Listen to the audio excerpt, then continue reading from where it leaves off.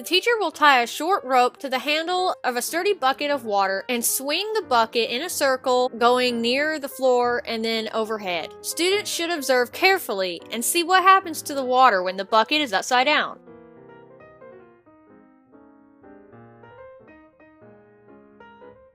Encourage the student to think of logical reasons why the water did not fall out.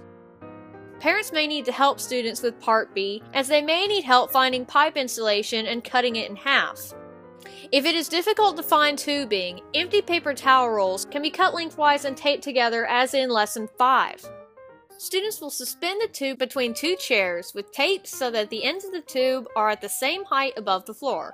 They will release the marble and know how far it travels up the other side. They will repeat by alternating the sides from which the marble is released. They should make careful observations of what happens. For Part C, students will leave one end of the tube taped to the chair and tape the other end to a shorter support. Release the marble from the end of the tube that is taped to the chair. Make careful observations of what happens to the marble after it reaches the end of the tube and travels up through the air.